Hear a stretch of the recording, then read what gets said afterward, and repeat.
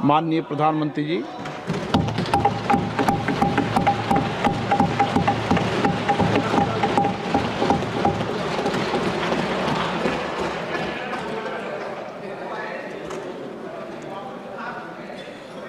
आदरणीय अध्यक्ष महोदय, हम सब के लिए और सभी देशवासियों के लिए इतना ही नहीं, विश्व के लोकतंत्र प्रेमी नागरिकों के लिए भी हमारे लिए ये बहुत ही गौरव का पल है। बड़े गर्व के साथ लोकतंत्र के उत्सव को मनाने का ये अवसर है।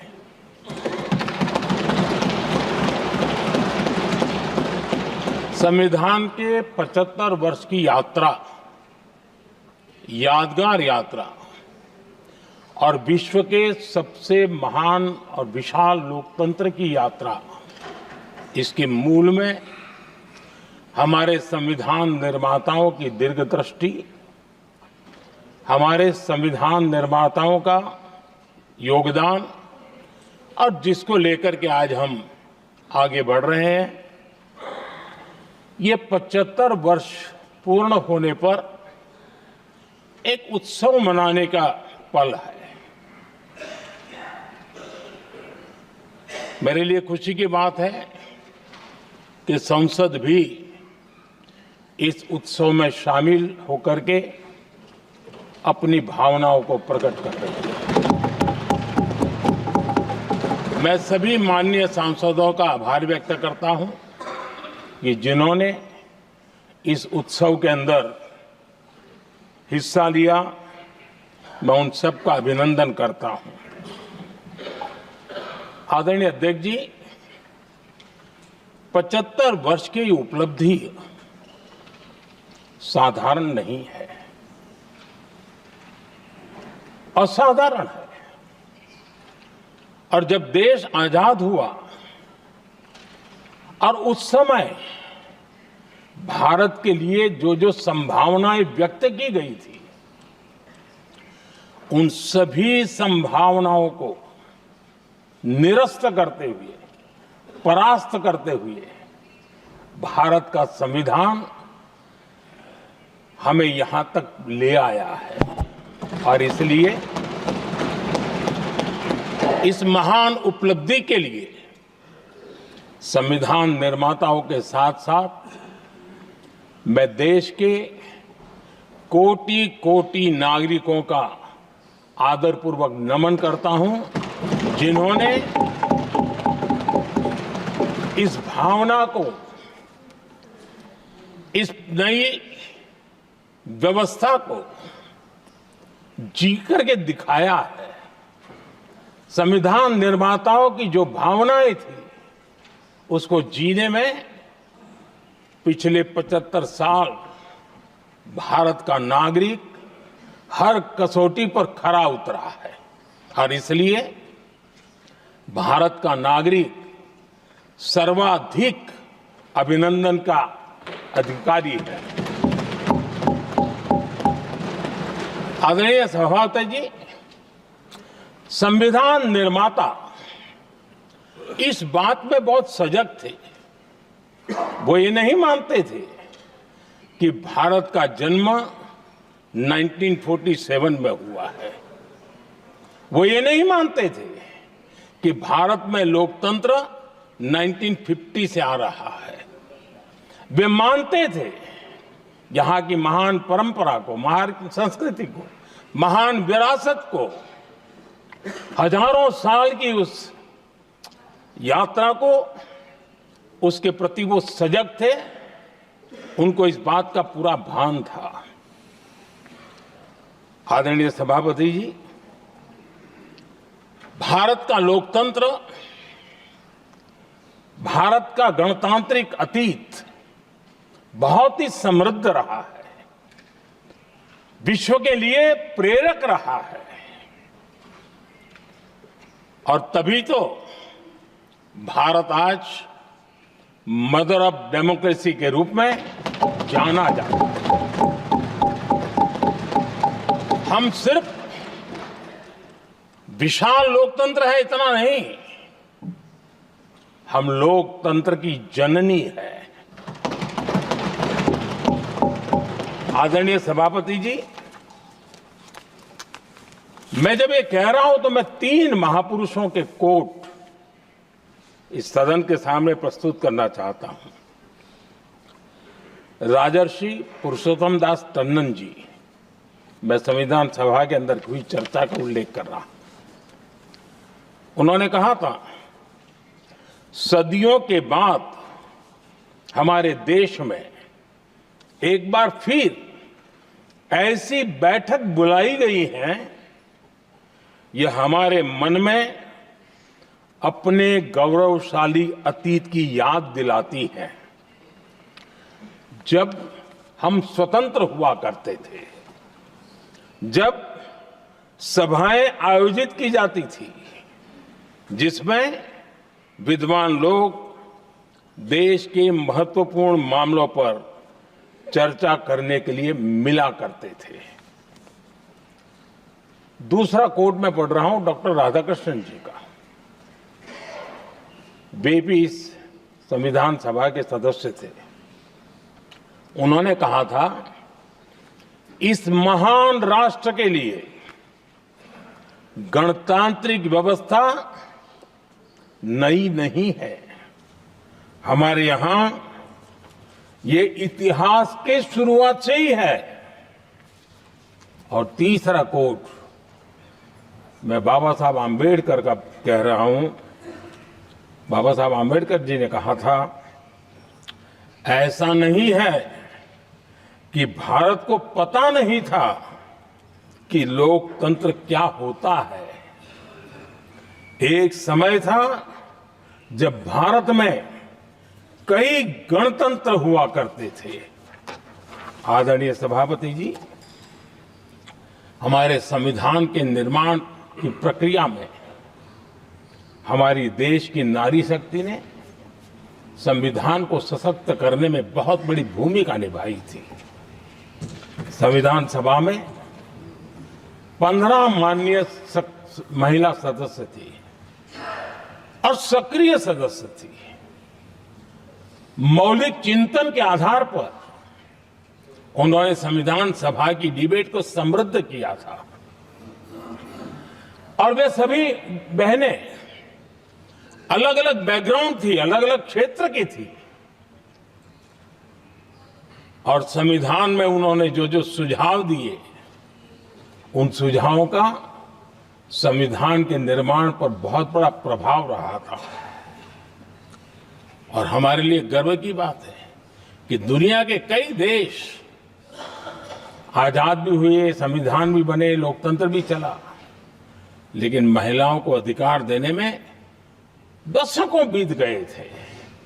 लेकिन हमारे यहां शुरुआत से ही महिलाओं को वोट का अधिकार संविधान में दिया गया। आदरणीय सभापति जी, जब G20 समिट हुई, उसी भावना को आगे बढ़ाते हुए, क्योंकि संविधान की भावना को लेकर के हम सब जीने वाले लोग हैं, हमने G20 की अध्यक्षता के दरमियान विश्व के सामने विमेन लेड डेवलपमेंट का विचार रखा। और विश्व के अंदर विमेन डेवलपमेंट से अब आगे जाने की जरूरत है। और इसलिए हमने विमेन लेड डेवलपमेंट की चर्चा को अंजाम दिया। इतना ही नहीं, हम सभी सांसदों ने मिलकर के एक स्वर से नारी शक्ति बंधन अधिनियम पारित करके हमारी महिला शक्ति को भारतीय लोकतंत्र में उनकी भागीदारी सुनिश्चित करने के लिए हम लोगों ने कदम उठाए। आदरणीय सभापति जी, आज हम देख रहे हैं हर बड़ी योजना के सेंटर में महिलाएं होती है।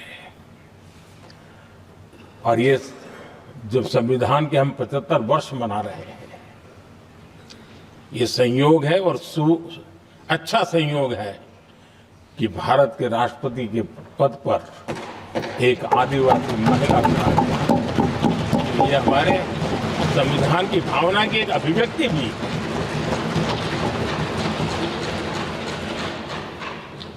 आदरणीय सभापति जी, इस सदन में भी लगातार हमारे महिला सांसदों की संख्या बढ़ रही है, उनका योगदान भी बढ़ रहा है।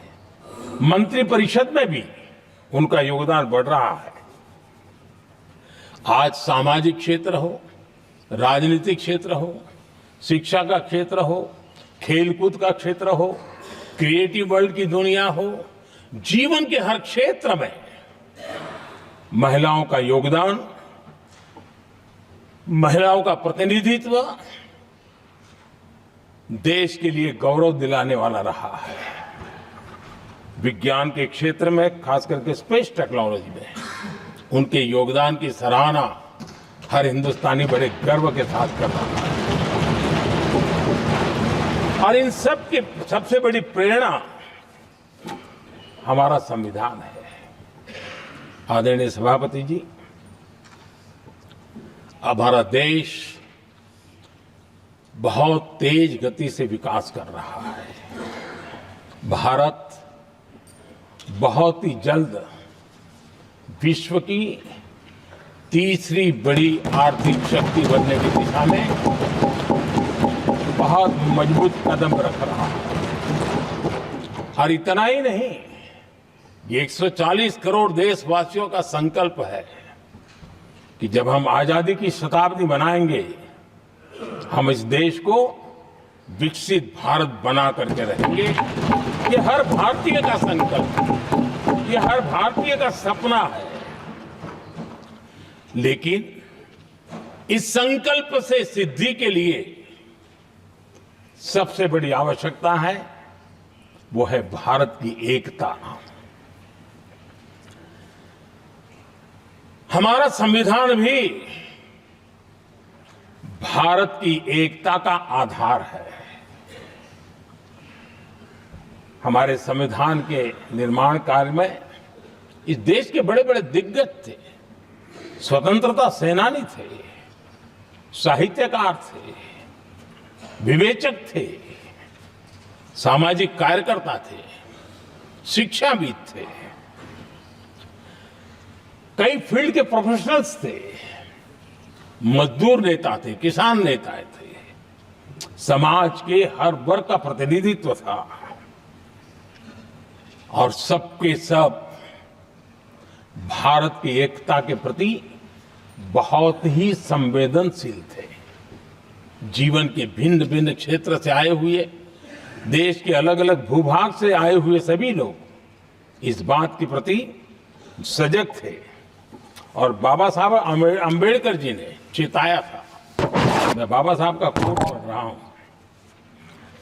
बाबा साहब अंबेडकर ने कहा था, समस्या ये है कि देश में जो विविधता से भरा जनमानस है, उसे किस तरह एक मत किया जाए, कैसे देश के लोगों को एक दूसरे के साथ होकर निर्णय लेने के लिए प्रेरित किया जाए, जिससे कि देश में एकता की भावना स्थापित हो। आदरणीय सभापति जी, मुझे बड़े दुख के साथ कहना है कि आजादी के बाद एक तरफ संविधान निर्माताओं के दिल दिमाग में एकता थी, लेकिन आजादी के बाद विकृत मानसिकता के कारण या स्वार्थवश अगर सबसे बड़ा प्रहार हुआ तो देश की एकता के मूल भाव पर प्रहार हुआ। विविधता में एकता, ये भारत की विशेषता रही है। हम विविधता को सेलिब्रेट करते हैं और इस देश की प्रगति भी विविधता को सेलिब्रेट करने में है। लेकिन गुलामी की मानसिकता में पले बड़े लोगों ने भारत का भला न देख पाने वाले लोगों ने और जिनके लिए हिंदुस्तान 1947 में ही पैदा हुआ, ये जो धारणा बनी थी, उनके लिए वो विविधता में विरोधाभास ढूंढते रहे। इतना ही नहीं, विविधता के इस अमूल्य खजाना है हमारा, उसको सेलिब्रेट करने के बजाय उस विविधता में ऐसे जहरीले बीज बोने के प्रयास करते रहे ताकि देश की एकता को चोट पहुंचे। आदरणीय सभापति जी, हमें विविधता का उत्सव हमारे जीवन का अंग बनाना होगा और वही बाबा साहब आंबेडकर को सच्ची श्रद्धांजलि होगी। आदरणीय सभापति जी, मैं संविधान के प्रकाश में ही मेरी बातों को रखना चाहता हूं और इसलिए अगर आप हमारी नीतियों को देखेंगे, पिछले 10 साल देश की जनता ने हमें जो सेवा करने का मौका दिया है,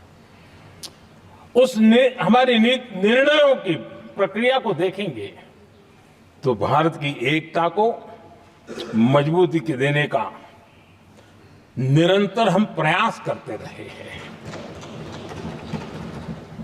आर्टिकल 370 देश की एकता में रुकावट बना पड़ा था, दीवार बना पड़ा था। देश की एकता हमारी प्राथमिकता थी, जो कि हमारी संविधान की भावना थी और इसलिए धारा 370 को हमने जमीन पर काट दिया, क्योंकि देश की एकता हमारी प्राथमिकता है। आदरणीय सभापति जी, इस इतने बड़े विशाल देश में अगर आर्थिक रूप से हमें आगे बढ़ना है, हमारी व्यवस्थाओं को और विश्व को भी निवेश के लिए आना है, तो भारत में अनुकूल व्यवस्थाएं चाहिए और उसी में से हमारे देश में एक लंबे अरसे तक जीएसटी को लेकर के चर्चा चलती रही। मैं समझता हूं इकोनॉमिक यूनिटी के लिए जीएसटी ने बहुत बड़ी भूमिका अदा की है। उस समय पहले की सरकार का भी कुछ योगदान है।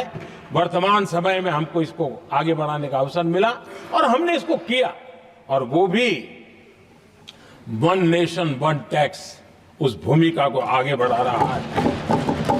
आदरणीय सभापति जी, हमारे देश में राशन कार्ड गरीब के लिए बहुत बड़ी मूल्यवान दस्तावेज रहा है, लेकिन गरीब अगर एक राज्य से दूसरे राज्य जाता था तो गरीब कुछ भी उसके प्राप्त करने का हकदार नहीं बनता था।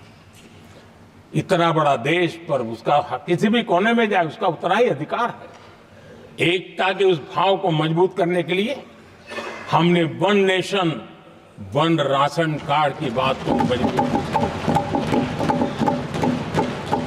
आदरणीय सभापति जी, देश के गरीब को, देश के सामान्य नागरिक को अगर मुफ्त में इलाज मिले तो गरीबी से लड़ने की उसकी ताकत अनेक गुना बढ़ जाती है। लेकिन उसके लिए जहां वो काम करता है वहां पर तो मिल जाए, लेकिन किसी काम बस वो बाहर गया है और वहां पर वो जीवन और मृत्यु की लड़ाई लड़ता हो, ऐसे समय अगर उसको सुविधा नहीं मिलेगी तो व्यवस्था किस काम की।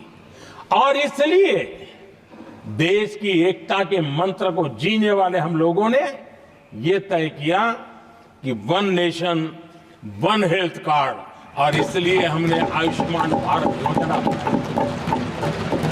आज बिहार के दूर दराज क्षेत्र का व्यक्ति भी अगर पुणे में कुछ काम कर रहा है और अचानक बीमार हो गया तो उसके लिए आयुष्मान कार्ड होना बहुत इनफ है, उसकी सेवा मिल सकती है। आदरणीय सभापति जी, हम जानते हैं देश में कई बार ऐसा हुआ कि देश के एक हिस्से में बिजली थी लेकिन बिजली सप्लाई नहीं हो रही थी और उसके कारण दूसरे इलाके में अंधेरा था और पिछली सरकार में हमने विश्व के अंदर भारत की बदनामी हेडलाइन से हुआ करती थी अंधेरे की, वो दिन हमने देखे हैं।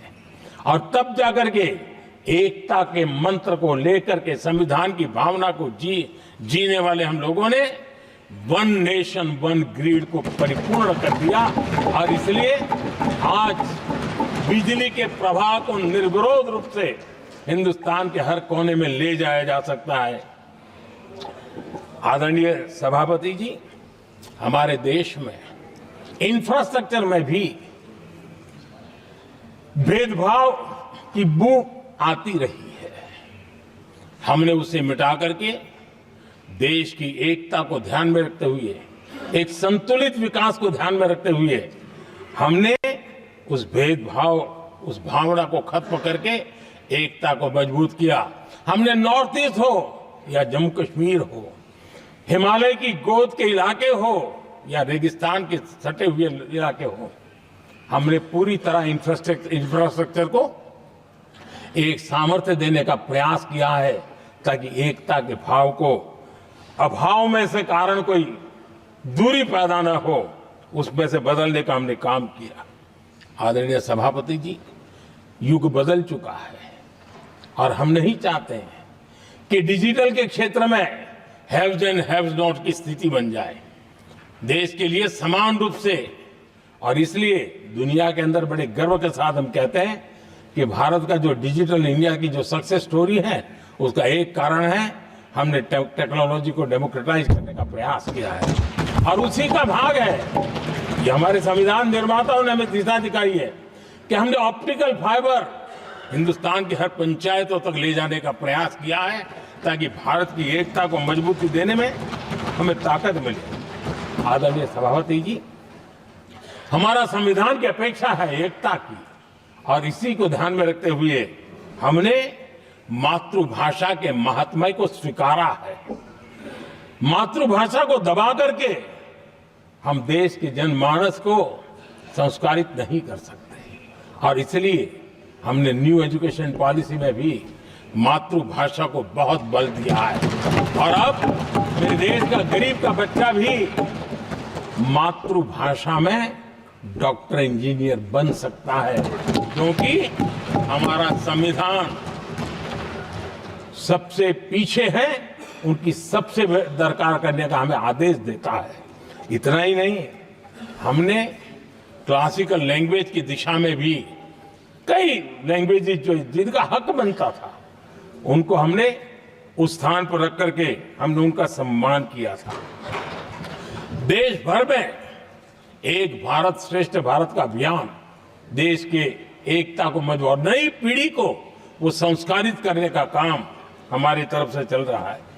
आदरणीय सभापति जी, काशी तमिल संगमम और तेलुगु काशी संगमम ये आज एक बहुत बड़ा इंस्टीट्यूशनलाइज हुआ है और समाज के निकटता को मजबूती देने का एक सांस्कृतिक प्रयास भी हमारा चलता रहा है, क्योंकि उसका कारण यही है कि संविधान की मूल धारा में भारत की एकता का महात्म्य स्वीकार किया गया है और उसको हमें बल देना चाहिए। आदरणीय सभापति जी, संविधान के आज 75 वर्ष हो रहे हैं, लेकिन हमारे यहां तो 25 वर्ष का भी महत्व होता है, 50 वर्ष का भी महत्व होता है, 60 साल का भी महत्व होता है। जरा हम इतिहास की तरफ नजर करें कि संविधान यात्रा के इन महत्वपूर्ण पड़ाव का क्या हुआ था। जब देश संविधान के 25 वर्ष पूरे कर रहा था, उसी समय हमारे देश में संविधान को नोच लिया गया, इमरजेंसी आपातकाल लाया गया।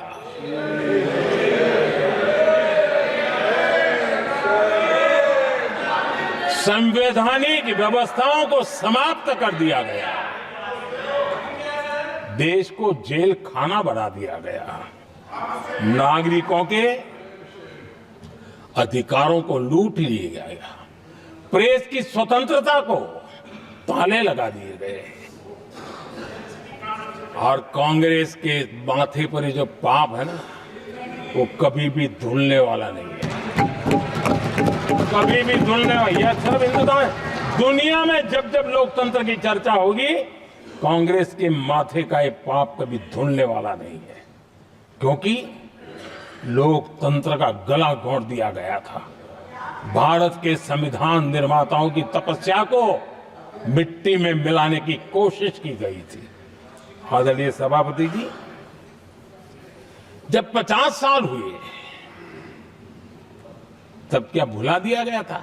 जी नहीं, अटल बिहारी वाजपेयी जी की सरकार थी और 26 नवंबर को 2000 देश भर में संविधान का 50वां वर्ष मनाया गया था। अटल बिहारी वाजपेयी जी ने प्रधानमंत्री के नाते राष्ट्र को एक विशेष संदेश दिया था। एकता, जनभागीदारी, साझेदारी, उसके महत्व पर बल देते हुए उन्होंने संविधान की भावना को जीने का प्रयास किया था, जनता को जगाने का भी प्रयास किया था। और अध्यक्ष जी, जब देश संविधान का 50 वर्ष मना रहा था और जब 50 वर्ष की पूर्णाहुति हुई, तो ये मेरा भी सौभाग्य था कि मुझे भी संविधान की प्रक्रिया से मुख्यमंत्री बनने का अवसर मिल गया। और मैं जब मुख्यमंत्री था, उसी कार्यकाल में संविधान के 60 साल हुए और तब मैंने तय किया था मुख्यमंत्री के नाते कि हम गुजरात में संविधान के 60 साल मनाएंगे। और इतिहास में पहली बार ऐसा हुआ है जब संविधान के ग्रंथ को हाथी पर बनाई हुई अंबाड़ी में रखा गया, उस विशेष व्यवस्था में रखा गया। हाथी पर संविधान की यात्रा निकल, संविधान गौरव यात्रा निकाली गई और राज्य का मुख्यमंत्री उस संविधान के नीचे हाथी के बगल में पैदल चल रहा था और देश को संविधान का महत्व समझाने का सांकेतिक प्रयास कर रहा था। ये सौभाग्य भी मुझे प्राप्त हुआ था, क्योंकि हमारे लिए संविधान का महत्व क्या है। और आज 75 साल हुए, हमें अवसर मिला। और मुझे याद है जब मैंने लोकसभा के पुराने सदन के अंदर जब 26 नवंबर को संविधान दिवस मनाने की बात कही थी, तब एक वरिष्ठ नेता ने सामने से आवाज उठाई थी कि 26 जनवरी तो है, 26 नवंबर की क्या जरूरत है। क्या भावना घर कर गई थी, ये बहुत पुरानी बात नहीं है। इसी सदन में मेरे सामने हुआ था। लेकिन आदरणीय सभापति जी, मेरे लिए खुशी की बात है कि इस विशेष सत्र में अच्छा होता, संविधान की शक्ति, संविधान की विविधताओं पर चर्चा होती, नई पीढ़ी को काम आता। लेकिन हर एक की अपनी अपनी मजबूरियां होती है, हर कोई अपना दुख किसी न किसी रूप में प्रकट करता रहता है। कईयों ने अपनी विफलताओं का दुख प्रकट किया है।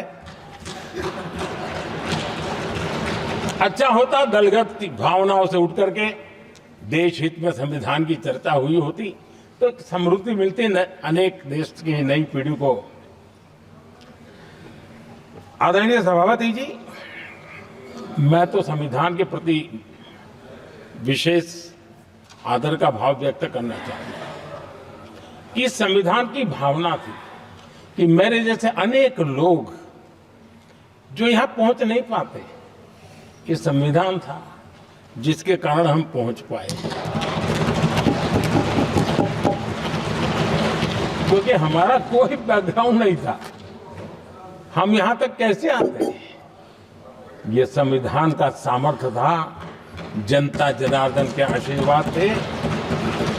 इतना बड़ा दायित्व, और मेरे जैसे बहुत लोग यहाँ भी हैं जिनका ऐसा कोई बैकग्राउंड नहीं है, यही एक सामान्य परिवार से आए हैं और आज संविधान ने हमें यहाँ तक पहुँचाया है। और ये भी कितना बड़ा सौभाग्य है कि हमें देश ने इतना स्नेह दिया, एक बार नहीं, दो बार नहीं, 3 बार। ये हमारे संविधान के बिना संभव नहीं था। आदरणीय सभापति जी,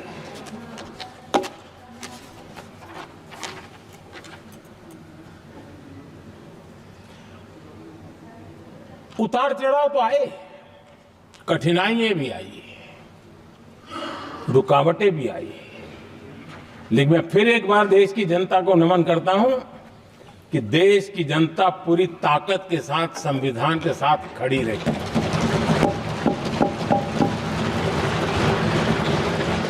आदरणीय सभापति जी, मैं आज यहां किसी की व्यक्तिगत आलोचना करना नहीं चाहता हूं, लेकिन तथ्यों को देश के सामने रखना जरूरी है और इसलिए मैं तथ्यों को रखना चाहता हूं।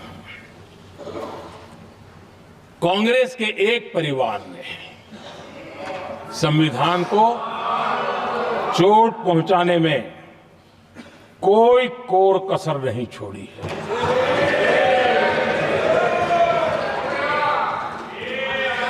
और मैं इसलिए एक परिवार का उल्लेख करता हूं कि 75 साल की हमारी यात्रा में 55 साल एक ही परिवार ने राज किया है। इसलिए देश को क्या क्या हुआ है ये जानने का अधिकार है और इस परिवार के कुविचार, कुरीति, कुनीति, इसकी परंपरा निरंतर चल रही है। हर स्तर पर इस परिवार ने संविधान को चुनौती दी। आदरणीय सभापति जी, 1947 टू 1952 इस देश में इलेक्टेड गवर्नमेंट नहीं थी।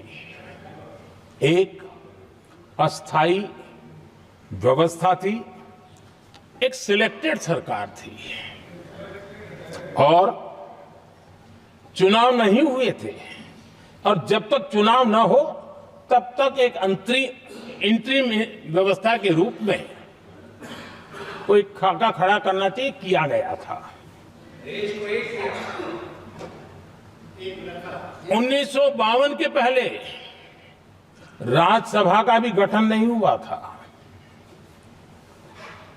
राज्यों में भी कोई चुनाव नहीं थे, जनता का कोई आदेश नहीं था। उसके बावजूद भी और अभी तो संविधान निर्माताओं ने इतना मंथन करके संविधान बनाया था। 1951 में जबकि चुनी हुई सरकार नहीं थी, उन्होंने ऑर्डिनेंस करके संविधान को बदला और किया क्या? अभिव्यक्ति की आजादी पर हमला कर दिया गया।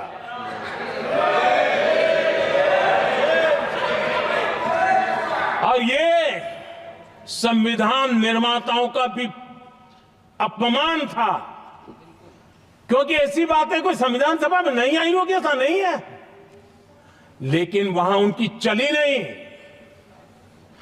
तो बाद में जैसे ही मौका मिला, उन्होंने अभिव्यक्ति की आजादी को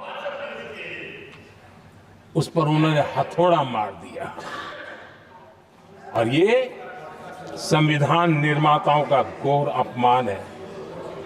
अपने मन की चीजें जो संविधान सभा के अंदर नहीं करवा पाए, उन्होंने पिछले दरवाजे से किया, और वो भी चुनी हुई सरकार के वो प्रधानमंत्री नहीं थे, उन्होंने पाप किया था। इतना ही नहीं,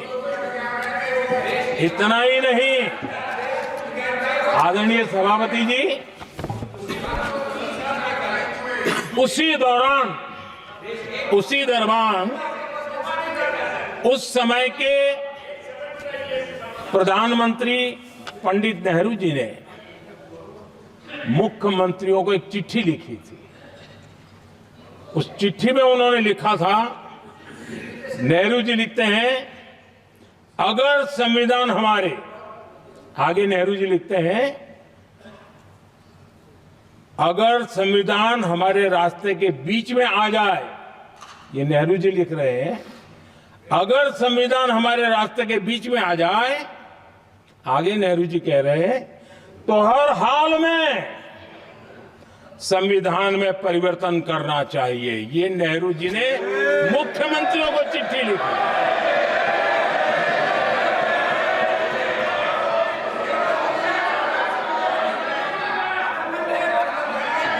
और आदरणीय सभापति जी, ये भी देखिए 1951 में ये पाप किया गया, लेकिन देश चुप नहीं था। उस समय राष्ट्रपति डॉक्टर राजेंद्र प्रसाद जी ने चेताया ये गलत हो रहा है। उस समय स्पीकर पद पर बैठे हुए हमारे स्पीकर महोदय ने भी पंडित जी को कहा गलत कर रहे हो। इतना ही नहीं, आचार्य कृपलानी जी, जयप्रकाश नारायण जैसे महान कांग्रेसी लोगों ने भी पंडित नेहरू ने कहा कि ये रोको, लेकिन पंडित जी का अपना संविधान चलता था और इसलिए उन्होंने इतने वरिष्ठ महानुभावों की सलाह मानी नहीं और उसे भी उन्होंने दरकिनार कर दिया। और आदरणीय सभापति जी, ये संविधान संशोधन करने का ऐसा खून कांग्रेस के मुंह लग गया कि समय समय पर वो संविधान का शिकार करती रही। ये खून मुंह पे लग गया। इतना ही नहीं, संविधान के स्पिरिट को लहू लहान करती रही। आदरणीय सभापति जी, करीब 6 दशक में 75 बार संविधान बदला गया। आदरणीय सभापति जी, जो बीज देश के पहले प्रधानमंत्री जी ने बोया था, उस बीज को खाद पानी देने का काम एक और प्रधानमंत्री ने किया। उनका नाम था श्रीमती इंदिरा गांधी।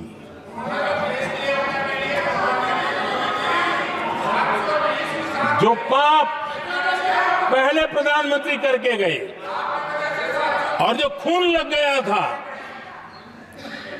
1971 में, सुप्रीम कोर्ट का एक फैसला आया था। उस सुप्रीम कोर्ट के फैसले को संविधान बदल करके पलट दिया गया और 71 में यह संविधान संशोधन किया गया था। और क्या था, उन्होंने हमारे देश की अदालत के पंख काट दिए थे और यहां पर तो किया था कि संसद संविधान के किसी भी आर्टिकल में जो मर्जी पड़े वो कर सकती है और अदालत उसकी तरफ देख भी नहीं सकती है। अदालत के सारे अधिकारों को छीन लिया गया था। ये पाप 1971 में उस समय की प्रधानमंत्री श्रीमती इंदिरा गांधी ने किया था।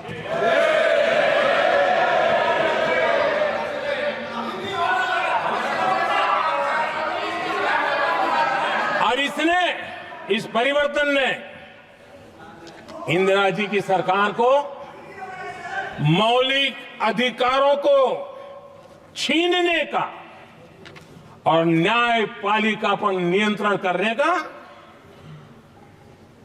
अधिकार दिया, सक्षम बना दिया था। आदरणीय सभापति जी, खून मुंह पे लग गया था, कोई रोकने वाला था नहीं। और इसलिए जब इंदिरा जी के चुनाव को गैर रीति के कारण, असंवैधानिक तरीके से चुनाव लड़ने के कारण अदालत ने उनके चुनाव को खारिज कर दिया और उनको एमपी पद छोड़ने की नौबत आई तो उन्होंने गुस्से में आकर के देश पर इमरजेंसी थोप दी, आपातकाल लगा दिया अपनी कुर्सी बचाने के लिए। और उसके बाद इतना ही नहीं, उन्होंने इमरजेंसी तो लगाई, संविधान का दुरुपयोग तो किया ही किया, भारत के लोकतंत्र का गला तो घोंट ही दिया। लेकिन 1975 में 39वां संशोधन किया और उसमें उन्होंने क्या किया, राष्ट्रपति, उपराष्ट्रपति, प्रधानमंत्री, अध्यक्ष, इनके चुनाव के खिलाफ कोई कोर्ट में जा ही नहीं सकता है, ऐसा उन्होंने, और वो भी रिट्रोस्पेक्टिव किया, आगे के लिए नहीं, पीछे का भी, अपने पापों का भी उन्होंने। और आदरणीय सभापति जी, मैं संविधान की बात कर रहा हूं, मैं संविधान के आगे पीछे कुछ नहीं बोल रहा हूं।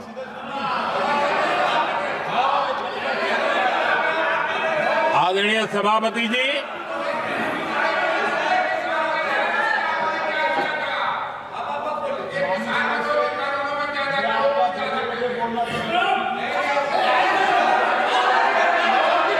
आदरणीय सभापति जी,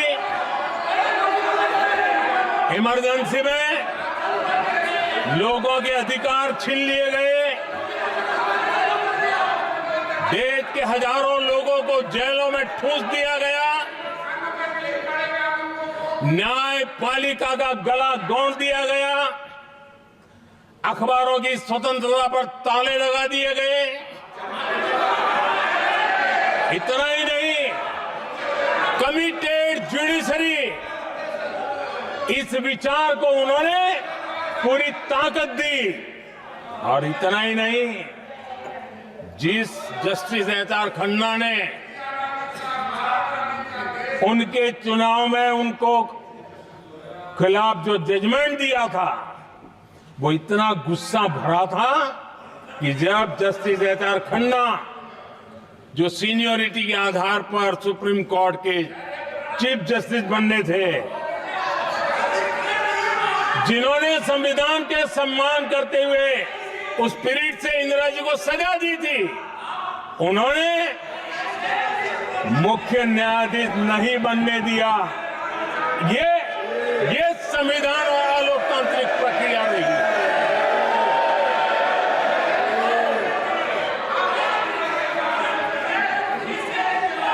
आदरणीय सभापति जी, यहां भी ऐसे कई दल बैठे हैं जिनके मुखिया भी सारे जेल में हुआ करते थे। ये इनकी मजबूरी है कि वहां जाके बैठे हैं, उनको भी जेलों में ठूस दिया गया था। आदरणीय सभापति जी, देश पर जुल्म तांडव चल रहा था, निर्दोष लोगों को जेलों में ठूस दिया जाता था, लाठियां बरताई जाती थी, कई लोग जेलों में मौत के शरण हो गए थे, और एक निर्दयी सरकार संविधान को चूर चूर करती रही थी। आदरणीय सभापति जी, ये परंपरा यहां नहीं रुकी। जो परंपरा नेहरू जी ने शुरू की थी, जिसको दूसरे प्रधानमंत्री जी इंदिरा जी ने आगे बढ़ाया, क्योंकि खून मुंह पे लग गया था, और इसलिए राजीव गांधी जी प्रधानमंत्री बने। उन्होंने संविधान को एक और गंभीर झटका दे दिया। सबको समानता, सबको समानता, सबको न्याय, उस भावना को चोट पहुंचाई। आदरणीय सभापति जी, आपको मालूम है, सुप्रीम कोर्ट ने शाहबानो का जजमेंट दिया था। एक भारत की महिला को न्याय देने का काम संविधान की मर्यादा और स्पिरिट के आधार पर देश की सुप्रीम कोर्ट ने दिया था। एक वृद्ध महिला को उसका हक मिला था सुप्रीम कोर्ट से, लेकिन उस समय के प्रधानमंत्री राजीव गांधी ने शाह बानो की उस भावना को, सुप्रीम कोर्ट की उस भावना को नकार दिया और उन्होंने वोट बैंक की राजनीति के खातिर संविधान की भावना को बलि चढ़ा दिया और कट्टरपंथियों के सामने सर झुकाने का काम कर दिया। उन्होंने न्याय के लिए तड़प रही एक वृद्ध महिला को साथ देने के बजाय उन्होंने कट्टरपंथियों का साथ दिया। संसद में कानून बना करके सुप्रीम कोर्ट के निर्णय को फिर एक बार पलट दिया गया। आदरणीय सभापति जी, बात वहां से नहीं अटकी है। नेहरू जी ने शुरू किया, इंदिरा जी ने आगे बढ़ाया और राजीव जी ने भी उसको ताकत दी, खाद पानी देने का काम किया। क्यों? संविधान के साथ खिलवाड़ करने का लहू उनके मुंह लग गया था। आदरणीय सभापति जी, अगली पीढ़ी भी इसी खिलवाड़ में जुड़ी पड़ी है। एक किताब को मैं कोट कर रहा हूं। उस किताब में जो लिखा गया है और उसमें प्रधानमंत्री उस समय के मेरे पहले जो प्रधानमंत्री थे उनको कोट किया है। उन्होंने कहा है, मुझे यह स्वीकार करना होगा कि पार्टी अध्यक्ष सत्ता का केंद्र है। ये मनमोहन सिंह जी ने कहा है, जो एक किताब में लिखा गया है। मुझे यह स्वीकार करना होगा कि पार्टी अध्यक्ष सत्ता का केंद्र है।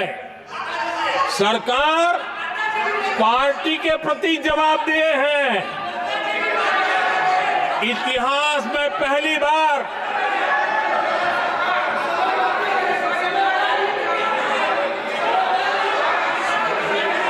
आदरणीय सभापति जी, नहीं, आप सदन इतिहास में पहली बार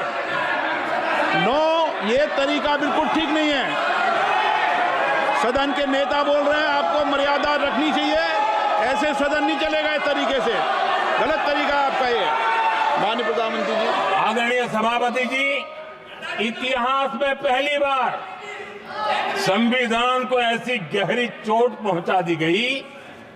संविधान निर्माताओं ने चुनी हुई सरकार और चुने हुए प्रधानमंत्री की कल्पना तक ही हमारा संविधान था, लेकिन इन्होंने तो प्रधानमंत्री के ऊपर एक गैर संवैधानिक, और जिसने कोई शपथ भी नहीं लिया था, नेशनल एडवाइजरी काउंसिल पीएमओ के भी ऊपर बैठा दिया। पीएमओ के ऊपर अघोषित दर्जा दे दिया गया।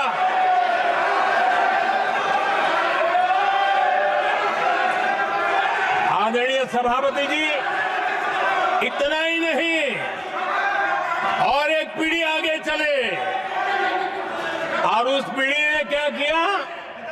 भारत के संविधान के तहत देश की जनता जनार्दन सरकार चुनती है और वो सरकार का मुखिया कैबिनेट बनाता है। ये संविधान के तहत है। इस कैबिनेट ने जो निर्णय किया, संविधान का अपमान करने वाले अहंकार से भरे लोगों ने पत्रकारों के सामने कैबिनेट के निर्णय को फाड़ दिया। संविधान को हर मौके पर संविधान के साथ खिलवाड़ करना, संविधान को न मानना, ये जिनकी आदत हो गई थी। और दुर्भाग्य देखिए, एक अहंकारी व्यक्ति कैबिनेट के निर्णय को फाड़ दे और कैबिनेट अपना फैसला बदल दे। ये कौन सी व्यवस्था है? आदरणीय सभापति जी, मैं जो कुछ भी कह रहा हूं वो संविधान के साथ क्या हुआ उसी की बात कर रहा हूं। उस समय करने वाले पात्रों को लेकर किसी को परेशानी होती होगी, लेकिन बात संविधान की है। मेरे मन के और मेरे विचारों को मैं अभिव्यक्त नहीं कर रहा हूं।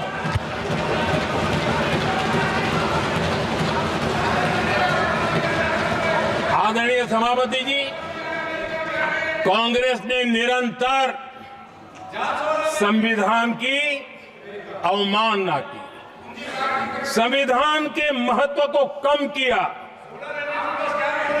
कांग्रेस इसके अनेक उदाहरणों से भरा पड़ा हुआ है।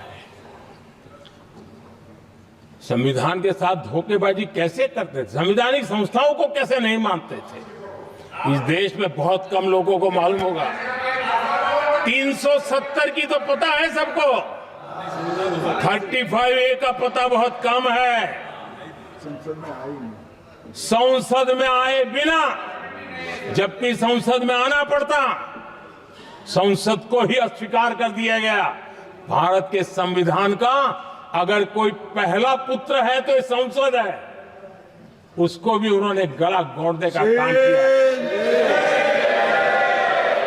35A जो संसद में लाए बिना उन्होंने देश पर थोप दिया, और अगर 35A न होता तो जम्मू कश्मीर में जो हालत पैदा हुई वो हालत पैदा न हुई होती।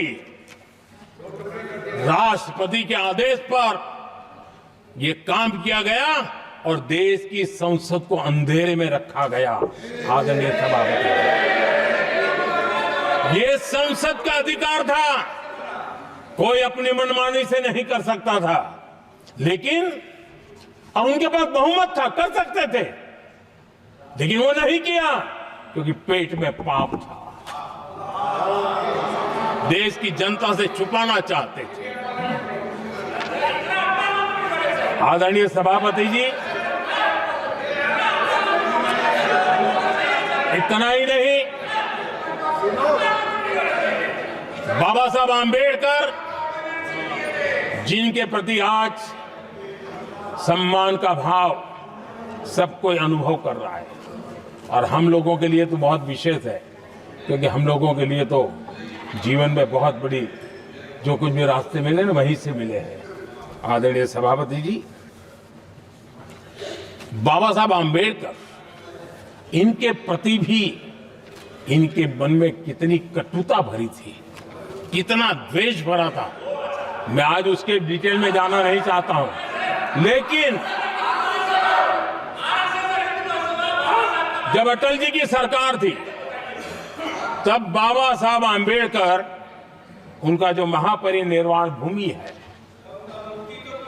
वहां पर अलीपुर रोड पर अटल जी की सरकार में बाबा साहब आंबेडकर जी के स्मृति में एक स्मारक बनाना तय हुआ। अटल जी के समय नहीं हुआ। दुर्भाग्य देखिए, 10 वर्ष यूपीए की सरकार रही, उसने इस काम को नहीं किया, न होने दिया। बाबा साहब आंबेडकर का जब हमारी सरकार आई, बाबा साहब आंबेडकर के प्रति हमारा श्रद्धा होने के कारण हमने अलीपुर रोड पर बाबा साहब मेमोरियल बनाया और उसका काम किया। आदरणीय सभापति जी, दिल्ली में जब बाबा साहब आंबेडकर के 1992 में, उस समय चंद्रशेखर जी कुछ समय थे, तब एक निर्णय किया गया था, आंबेडकर इंटरनेशनल सेंटर यही जनपद के पास 40 साल तक वो कागज पे ही पड़ा रहा, नहीं किया गया। और तब जाकर के 2015 में हमारी सरकार आई और हमने आकर के इस काम को पूरा किया। बाबा साहब को भारत रत्न देने का काम भी जब कांग्रेस सत्ता से बाहर गई तब संभव हुआ। इतना ही नहीं, आदरणीय सभापति जी, बाबा साहब आम्बेडकर के 125 साल तो हमने पूरी दुनिया में बनाए थे, विश्व के 120 देशों में बनाने का काम किया था। लेकिन जब बाबा साहब आम्बेडकर की शताब्दी थी तब अकेली बीजेपी की सरकार थी मध्य प्रदेश में। सुंदरलाल जी पटवा हमारे मुख्यमंत्री जी थे और महू में जहां बाबा साहब आम्बेडकर जी का जन्म हुआ था उसको एक स्मारक के रूप में पुनर्निर्माण करने का काम सुंदरलाल पटवा जी जब मुख्यमंत्री थे तब मध्य प्रदेश में हुआ था। शताब्दी के समय भी उनके साथ यही किया गया था। आदरणीय सभापति जी,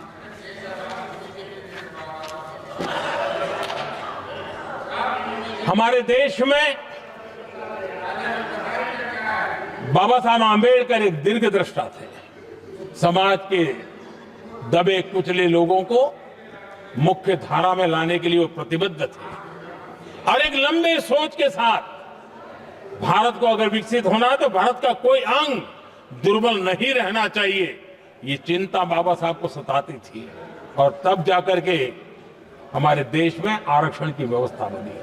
लेकिन वोट बैंक की राजनीति में छुपे हुए लोगों ने, डूबे हुए लोगों ने धर्म के आधार पर, तुष्टीकरण के नाम पर आरक्षण के अंदर कुछ न कुछ नुक्सेदनी करने का प्रयास किया और इसका सबसे बड़ा नुकसान एससी, एसटी और ओबीसी समाज को हुआ है। आदरणीय सभापति जी, आरक्षण की कथा बहुत लंबी है। नेहरू जी से लेकर के राजीव गांधी तक कांग्रेस के प्रधानमंत्रियों ने आरक्षण का घोर विरोध किया है। हिस्ट्री कह रही है आरक्षण के विरोध में लंबी लंबी चिट्ठियां स्वयं नेहरू जी ने लिखी है, मुख्यमंत्रियों को लिखी है। इतना ही नहीं, सदन में आरक्षण के खिलाफ लंबे लंबे भाषण इन लोगों ने किए हैं। बाबा साहब आम्बेडकर समता के लिए और भारत में संतुलित विकास के लिए आरक्षण के लेकर के आए, उन्होंने उसके खिलाफ भी झंडा ऊंचा किया हुआ था। दशकों तक मंडल कमीशन के रिपोर्ट को डिब्बे में डाल दिया था। जब कांग्रेस को देश ने हटाया, जब कांग्रेस गई, तब जाकर के ओबीसी को आरक्षण मिला, तब तक ओबीसी को आरक्षण नहीं मिला।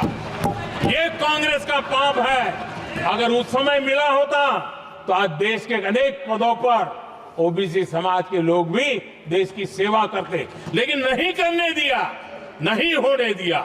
ये पाप इन्होंने किया था। आदरणीय सभापति जी, जब हमारे यहां संविधान का निर्माण चल रहा था, तब संविधान निर्माताओं ने धर्म के आधार पर आरक्षण होना चाहिए कि नहीं होना चाहिए, इस विषय पर घंटों तक, दिनों तक गहन चर्चा की है, विचार विमर्श किया है और सबका मत बना है कि भारत जैसे देश की एकता और अखंडता के लिए धर्म के, संप्रदाय के आधार पर आरक्षण नहीं हो सकता है। सुविचारित मत था, ऐसा नहीं कि भूल गए थे, रह गया था। सोच विचार कर तय किया गया था कि भारत की एकता और अखंडता के लिए संप्रदाय और धर्म के आधार पर यह नहीं होगा। लेकिन कांग्रेस ने सत्ता सुख के लिए, सत्ता भूख के लिए, अपनी वोट बैंक को खुश करने के लिए धर्म के आधार पर आरक्षण का नया खेल खेला है, जो संविधान की भावना के खिलाफ है। इतना ही नहीं, दे भी दिया कुछ जगह पे और सुप्रीम कोर्ट से झटके लग रहे हैं और इसलिए अब दूसरे बहाने से बहाने बता रहे हैं, ये करेंगे वो करेंगे। मन में साफ है, धर्म के आधार पर आरक्षण देना चाहते हैं, इसलिए खेल खेले जा रहे हैं। संविधान निर्माताओं के भावनाओं पर गहरी चोट करने का ये निर्लज्ज प्रयास है। आदरणीय सभापति जी, आदरणीय सभापति जी,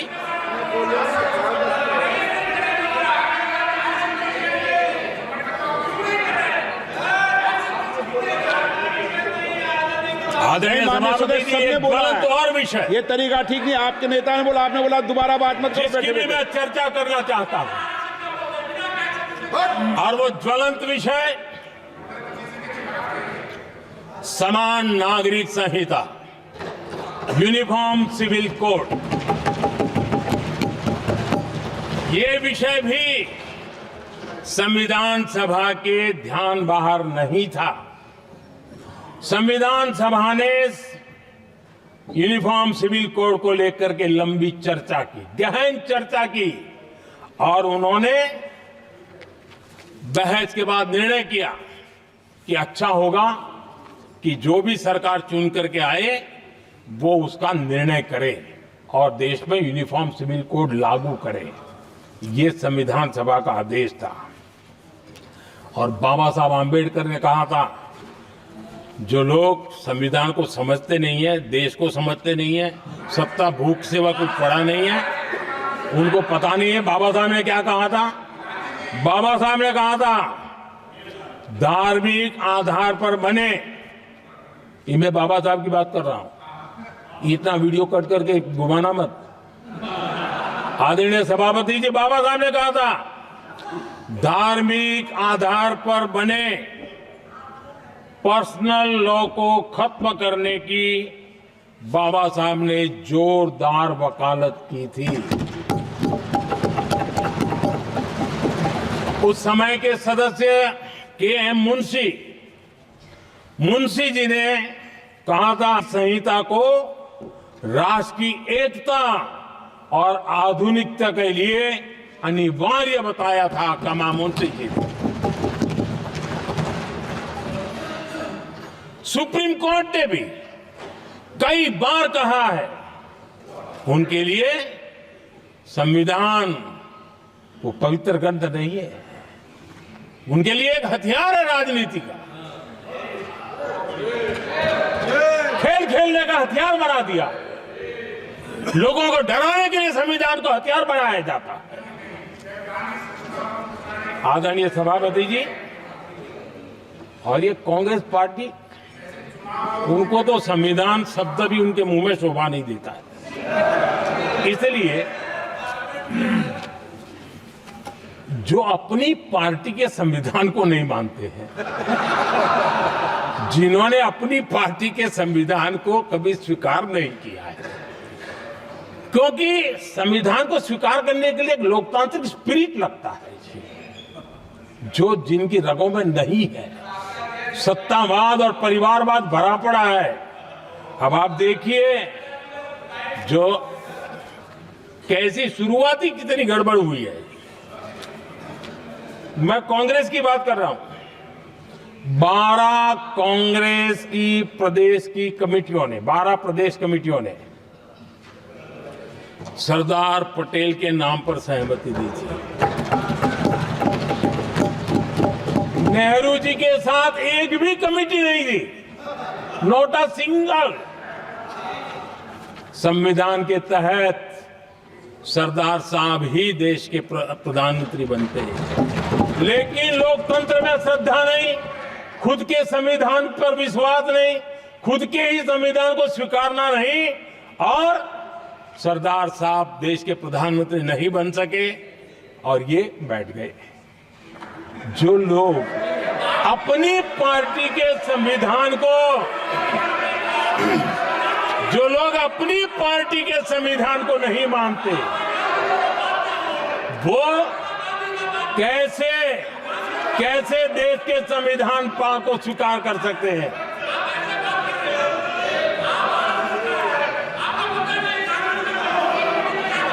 आदरणीय सभापति जी, जो लोग संविधान में लोगों के नाम ढूंढते रहते हैं, मैं जरा बताना चाहता हूं। कांग्रेस पार्टी के एक अध्यक्ष हुआ करते थे और वो अति पिछड़े समाज से आते थे। अति पिछड़े, पिछड़े भी नहीं, अति पिछड़े, अति पिछड़े समाज से आते हुए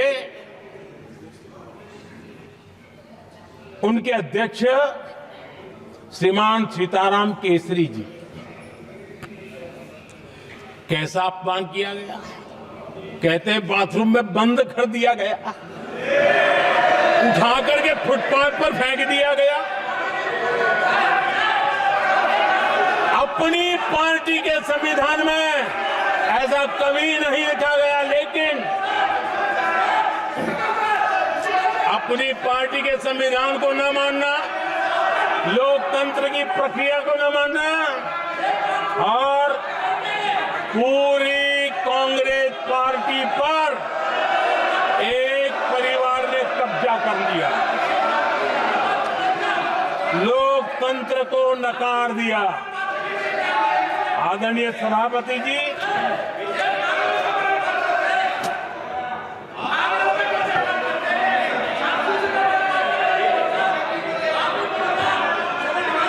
तो आपके सदस्यों ने क्या क्या बोला था, ठीक नहीं है।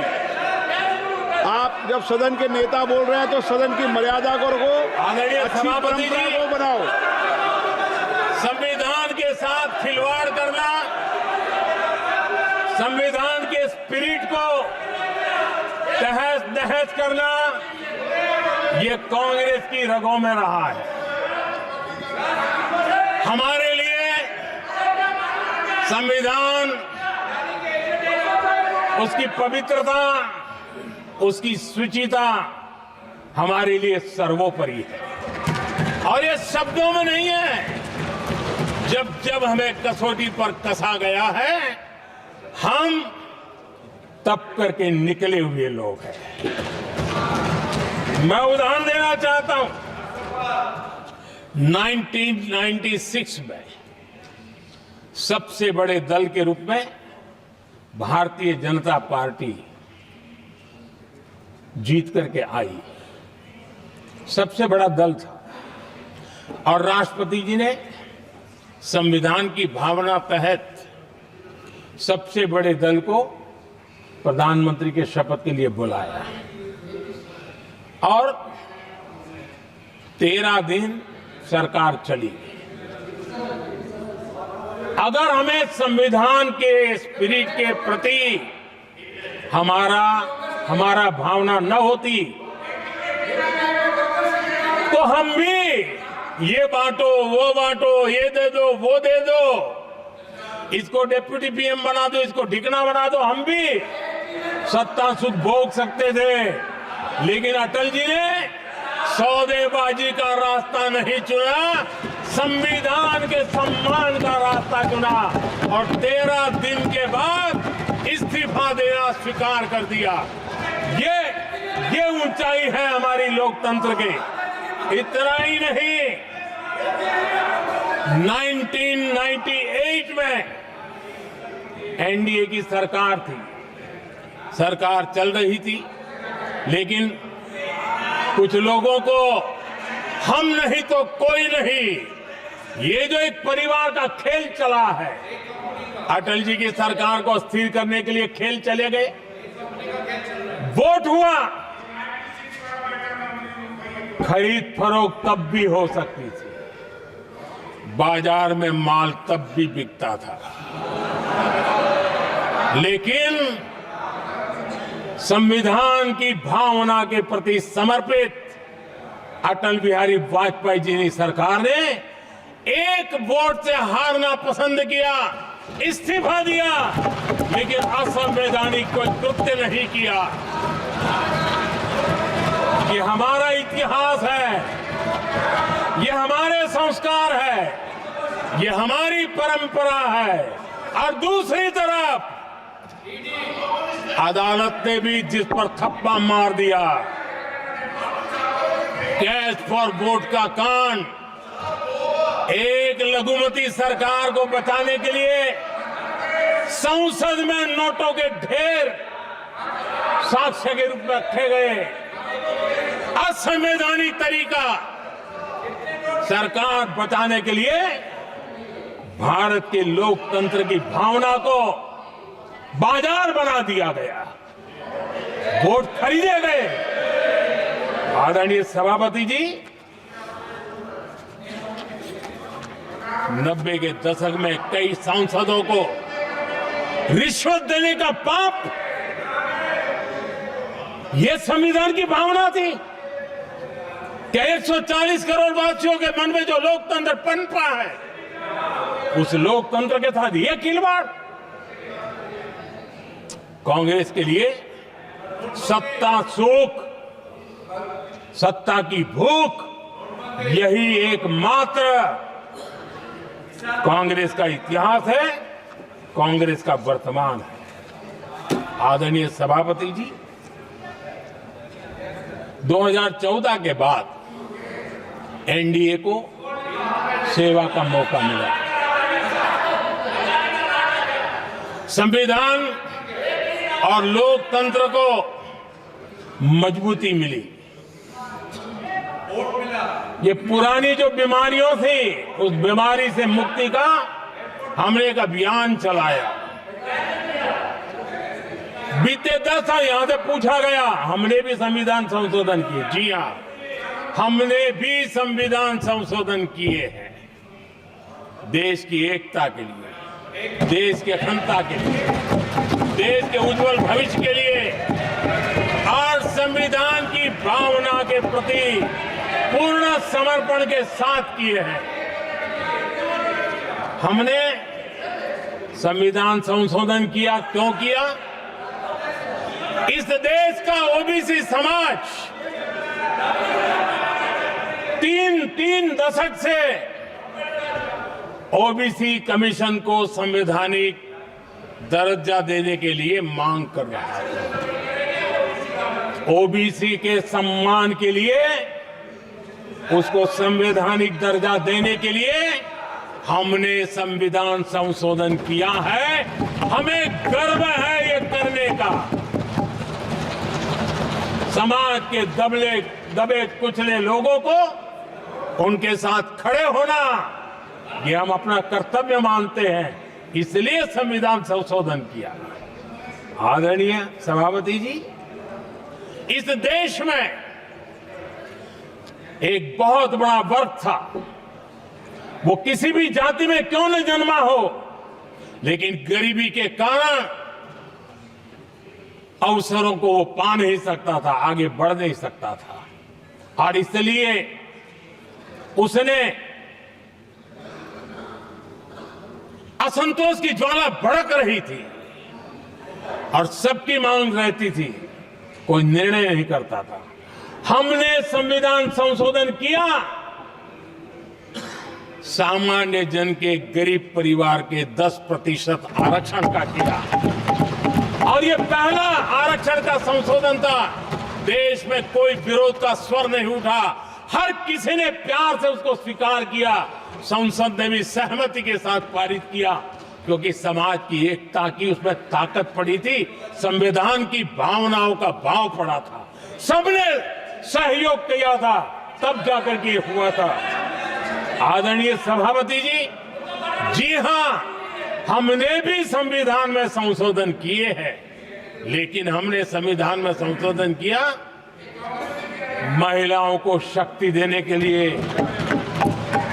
संसद और विधानसभा में, और संसद का पुराना भवन गवाह है, जब देश महिलाओं को आरक्षण देने के लिए आगे बढ़ रहा था और कानून यानी बिल पेश हो रहा था, तब उन्हीं का एक साथी दल वेल में आता है,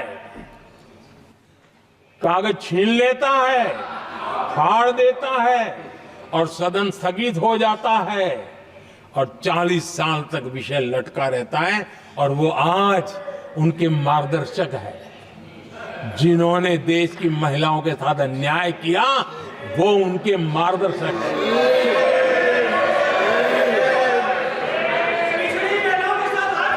आदरणीय सभापति जी,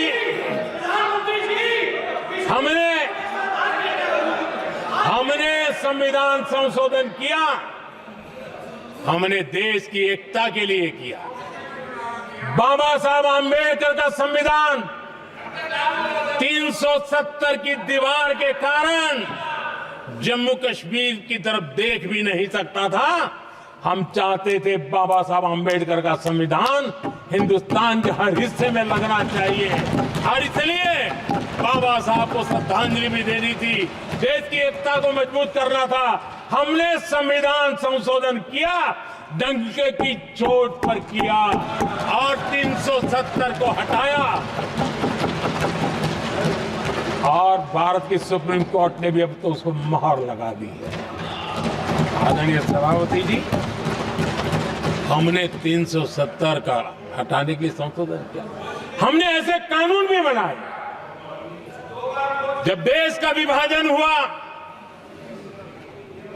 महात्मा गांधी समेत देश के वरिष्ठ नेताओं ने सार्वजनिक रूप से कहा था कि पड़ोस के जो हमारे देश हैं, जहां जो माइनॉरिटीज है, वो जब भी संकट में आएगी तो उनकी चिंता ये देश करेगा।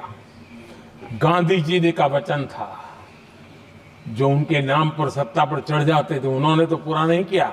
हमने सीएए ला करके उसको पूरा किया। वो कानून हमने लाया, हमने किया है और गर्व के साथ आज भी हम उसको ओन कर रहे हैं, मुंह नहीं छुपाते हैं, क्योंकि देश के संविधान की भावना के साथ मजबूती के साथ खड़े रहने का हमने काम किया। आदरणीय सभापति जी, हमने जो संविधान संशोधन किए हैं वो पुरानी गलतियों को ठीक करने के लिए किए हैं और हमने एक उज्जवल भविष्य का रास्ता मजबूत करने के लिए किए हैं और समय बताएगा, समय की कसौटी पर हम खरे उतरेंगे, क्योंकि वो सत्ता स्वार्थ के लिए किया गया पाप नहीं है, हमने देश हित में किया हुआ पुण्य है। और इसलिए हमें जो सवाल पूछते हैं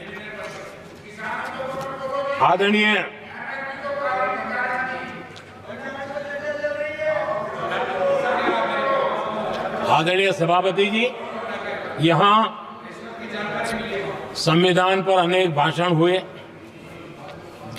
अनेक विषय उठाए गए। हर एक की अपनी मजबूरियां होगी, राजनीति कुछ न कुछ करने के लिए कुछ करते होंगे, लेकिन आदरणीय सभापति जी, हमारा संविधान सबसे ज्यादा जिस बात को लेकर के संवेदनशील रहा है वो है भारत के लोग, वी द पीपल, भारत के नागरिक। संविधान उनके लिए है, उनके हितों के लिए है, उनके कल्याण के लिए है, उनकी गरिमा के लिए है और इसलिए संविधान भारत के कल्याणकारी राज्य के लिए हमें दिशा निर्देश देता है और कल्याणकारी राज्य का मतलब है जहां नागरिकों को भी गरिमा प्राप्त हो, उनको गरिमामय जीवन की गारंटी मिलनी चाहिए। हमारे कांग्रेस के साथियों को एक शब्द बहुत प्रिय है, मैं आज उस शब्द का उपयोग करना चाहता हूं और उनका सबसे प्रिय शब्द जिसके बिना वो जी नहीं सकते वो शब्द है जुमला। कांग्रेस के हमारे साथी उनको दिन रात जुमला, लेकिन इस देश को पता है हिंदुस्तान में अगर सबसे बड़ा जुमला कोई था और वो 4 पीढ़ी ने चलाया, वो जुमला था गरीबी हटाओ। ये ऐसा जुमला जुमला था, ये गरीबी हटाओ ऐसा जुमला था, उनकी राजनीति की रोटी तो सिकती थी, लेकिन गरीब का हाल ठीक नहीं होता था। आदरणीय सभापति जी, जरा कोई मुझे कहे, आजादी के इतने सालों के बाद क्या एक डिग्निटी के साथ जीने वाले परिवार को क्या उसे टॉयलेट भी उपलब्ध नहीं होना चाहिए? क्या आपको ये काम करने की फुर्सत नहीं मिली? आज देश में टॉयलेट बनाने के अभियान को, जो गरीबों के लिए एक सपना था, उसकी डिग्निटी के लिए हमने इस काम को हाथ में लिया और हमने जी जान से उसे जुटे रहे। उसका मजाक उड़ाया गया, मुझे मालूम है, लेकिन उसके बाद भी सामान्य नागरिक के जीवन का गरिमा, ये हमारे दिल और दिमाग में होने के कारण हम डिगे नहीं, हम अड़े रहे, हम आगे बढ़ते चले गए और तब जाकर के ये सपना साकार हुआ। माताएं बहनें खुले में सोच जा रही थी, या तो सूर्योदय के पहले या सूर्योदय के बाद, और आपको कभी पीड़ा नहीं हुई। और उसका कारण यह था कि आपने गरीबों को और गरीबी को टीवी में देखा है, अखबार की सुर्खियों में देखा है, आपको गरीब की जिंदगी का पता नहीं, वरना आप इसके साथ ऐसा जुल्म नहीं करते। आदरणीय सभापति जी, इस देश की 80% जनता पीने के शुद्ध पानी के लिए तरसती रही। क्या मेरा संविधान हमें रोकता था? क्या संविधान तो ये चाहता था कि सामान्य मानवीय की सुविधाओं को ध्यान दिया जाए। आदरणीय सभापति जी, ये काम भी हमने बड़े समर्पण भाव से आगे बढ़ाया है। आदरणीय सभापति जी, इस देश की करोड़ों माताएं चूल्हे में खाना पकाना और धुएं से आंखें लाल, कहते हैं कि सैकड़ों सिगरेट का धुआं, खाना पकाते हैं तब धुआं शरीर में जाता है। उन माताओं बहनों की आंखें लाल होती थी, इतना नहीं, उनका शरीर स्वास्थ्य खत्म हो जाता था। उनको धुएं से मुक्ति का काम, और 2013 तक क्या चर्चा चलती थी, 9 सिलेंडर देंगे कि 6 सिलेंडर देंगे। इस देश ने देखते ही देखते हर घर तक गैस का सिलेंडर पहुंचा दिया, क्योंकि हमारे लिए हर नागरिक 70 साल के बाद जो बेसिक सुविधाएं हैं उसकी तरफ। आदरणीय सभापति जी, अगर हमारा गरीब परिवार दिन रात मेहनत करके गरीबी से बाहर निकलने के लिए कोशिश करता है, बच्चों को पढ़ाना चाहता है, लेकिन घर में एक बीमारी आ जाए तो उसका सारा प्लान बेकार हो जाता है, पूरा परिवार की सारी मेहनत पानी में चली जाती है। क्या इन गरीब परिवारों के इलाज के लिए कुछ आप सोच नहीं सकते थे? 50-60 करोड़ देशवासियों को मुफ्त इलाज मिले। संविधान की उस भावना का आदर करते हुए हमने आयुष्मान योजना को लागू किया, और आज देश के 70 साल के ऊपर के किसी भी वर्ग के क्यों न हो, उनके लिए भी हमने व्यवस्था की।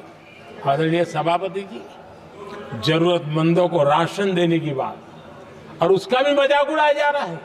जब हम कहते हैं कि 25 करोड़ लोग गरीबी को परास्त करने में सफल हुए, तो फिर हमें सवाल पूछा जाता है कि आप गरीब को राशन फिर क्यों देते हो? आदरणीय सभापति जी, जो गरीबी से निकल के आया है, उसे पता होता है कि अस्पताल में भी एक पेशेंट स्वस्थ होने के बाद जब छुट्टी देते हैं ना, तो डॉक्टर भी कहता है कि आप घर जाइए, तबीयत ठीक है, ऑपरेशन अच्छा हुआ है, लेकिन महीने पर ये जरा संभालना, ये मत करना, क्योंकि पेशेंट दोबारा तकलीफ में ना आए, गरीब दोबारा गरीब न बने, इसलिए उसका हैंड होल्डिंग जरूरी है, और इसलिए हम मुफ्त राशन दे रहे हैं। उसकी मजाक मत उड़ाओ, क्योंकि हमें गरीबी से जो बाहर निकला है उसको दोबारा गरीबी में जाने नहीं देना है, और जो अभी भी गरीबी में है उसे हमें गरीबी से बाहर लाना है। आदरणीय सभापति जी, हमारे देश में गरीबों का नाम पर जो जुमले चले, उसी गरीबों के नाम पर बैंकों का राष्ट्रीयकरण किया गया गरीबों के नाम पर। लेकिन 2014 तक इस देश के 50 करोड़ नागरिक ऐसे थे जिन्होंने बैंक का दरवाजा तक नहीं देखा था। आदरणीय सभापति जी, गरीब को बैंक में प्रवेश तक नहीं था, ये पाप आपने किया। और आज 50 करोड़ गरीबों के बैंक खाते खोल करके हमने बैंक के दरवाजे गरीबों के लिए खोल दिए। इतना ही नहीं, ये एक प्रधानमंत्री कहते थे कि दिल्ली से 1 रुपया निकलता है तो 15 पैसा पहुंचता है, लेकिन उपाय उनको आता नहीं था। उपाय हमने दिखाया। आज दिल्ली से 1 रुपया निकलता है, 100 के 100 पैसे गरीब के खाते में जमा होते हैं। क्यों? हमने बैंक का सही इस्तेमाल क्या करना, बैंक का सही उपयोग क्या करना। माननीय सदस्य मोबाइल नहीं देखें। आदरणीय सभापति जी, बिना गारंटी के ऋण देश के अंदर जिन लोगों को बैंक के दरवाजे तक जाने की इजाजत नहीं थी, आज इस स्थापित सरकार का संविधान के प्रति जो समर्पण है ना, आज बिना गारंटी वो बैंक से लोन ले सकता है। ये ताकत हमने गरीब को दी है। आदरणीय सभापति जी, गरीबी हटाओ का जुमला इसी के कारण जुमला बन करके रह गया। गरीब को इस मुश्किल से मुक्ति मिले, ये हमारा बहुत बड़ा मिशन है और ये हमारा संकल्प है, और हम इसके लिए दिन रात एक कर रहे हैं। जिनको कोई नहीं पूछता, इनको मोदी पूजता है। आदरणीय सभापति जी, दिव्यांगजन हर दिन संघर्ष करता हमारा दिव्यांगजन। अब जाकर के हमारे दिव्यांग को फ्रेंडली इंफ्रास्ट्रक्चर मिले, उसकी व्हीलचेयर आगे तक जाए, ट्रेन के डिब्बे तक जाए।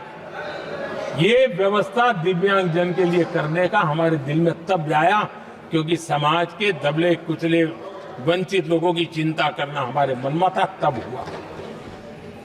आदरणीय सभापति जी, आप मुझे बताइए, एक तो भाषा के नाम पर झगड़ा करना तो सिखा दिया आपने, लेकिन मेरे दिव्यांगजनों के साथ कितना अन्याय किया। जो हमारे यहां साइनेज लैंग्वेज जो है, साइन लैंग्वेज की जो व्यवस्था है, खास करके मूक बधिर के लिए, अब दुर्भाग्य ऐसा देश का कि असम में जो भाषा सिखाई जाए, उत्तर प्रदेश में दूसरी सिखाई जाए, उत्तर प्रदेश में सिखाई जाए, महाराष्ट्र में तीसरी सिखाई जाए। हमारे दिव्यांगजनों के लिए एक साइन लैंग्वेज का होना बहुत जरूरी था। आजादी के 7 दशक बाद भी उनको उन दिव्यांगजनों की याद नहीं आई। एक कॉमन साइन लैंग्वेज बनाने का काम हमने किया, जो आज देश के मेरे सभी दिव्यांग भाई बहनों के लिए काम आ रही है। आदरणीय सभापति जी, गुमंतु और अर्ध गुमंतु जन समूह समाज का इसके ऊपर पूछने वाला नहीं था। उनके कल्याण के लिए वेलफेयर बोर्ड बनाने का काम हमने किया, क्योंकि संविधान की प्राथमिकता है लोग, हमें उसको दर्जा देने का काम किया है।